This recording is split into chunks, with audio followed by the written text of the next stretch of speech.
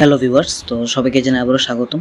তো তোমরা যারা এবছর টিবিজি এক্সাম দিয়েছো, ঠিক আছে, অর্থাৎ ত্রিপুরা জয়েন্ট এন্ট্রান্স এক্সামিনেশন, যে এন্ট্রান্স পরীক্ষা, সেই এন্ট্রান্স পরীক্ষা দিয়েছো, তোমাদের যে অনলাইন কাউন্সেলিংয়ের রেজিস্ট্রেশন, সেই রেজিস্ট্রেশন কিন্তু 8 জুনই শেষ হয়ে গিয়েছে। তো গত 6/6/2025 একটা নোটিফিকেশান এসেছে। তো এখানে বলেছে ত্রিপুরা জয়েন্ট এন্ট্রান্স 2025-এর কাউন্সেলিংয়ের জন্য রেজিস্ট্রেশন প্রক্রিয়া গত 4 জুন 2025 থেকে শুরু হয়েছে। এই প্রক্রিয়া 8 জুন 2025 পর্যন্ত চলবে।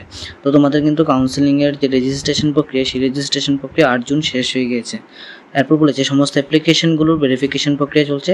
এই সময় সমস্ত ছাত্রছাত্রীরা যারা কাউন্সেলিংয়ের জন্য এনরোল করেছে, তারা অ্যাপ্লিকেশন ভেরিফাইড বা অ্যাপ্লিকেশন নট ভেরিফাইড বলে টেক্সট মেসেজ পাবে। ঠিক আছে, তো তোমরা যারা ফর্ম ফিল আপ করেছো, তোমাদের রেজিস্টার্ড মোবাইল নাম্বারে একটা মেসেজ আসবে, অ্যাপ্লিকেশন ভেরিফাইড বা অ্যাপ্লিকেশন নট ভেরিফাইড বলে এরকম একটা মেসেজ আসবে।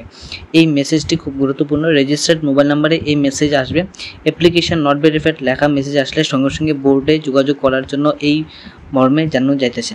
তো বলেছে তোমাদেরকে যোগাযোগ করার জন্য যদি তোমাদের মোবাইল নাম্বারে অ্যাপ্লিকেশন নট ভেরিফাইড লেখাটা আসে, ঠিক আছে, তো তাহলে তোমাদেরকে যে বোর্ড, ঠিক আছে, জয়েন্ট এন্ট্রান্স এক্সামিনেশন টিবিজির যে বোর্ড, সেই অফিসিয়াল বোর্ডের সাথে যোগাযোগ করার জন্য বলেছে।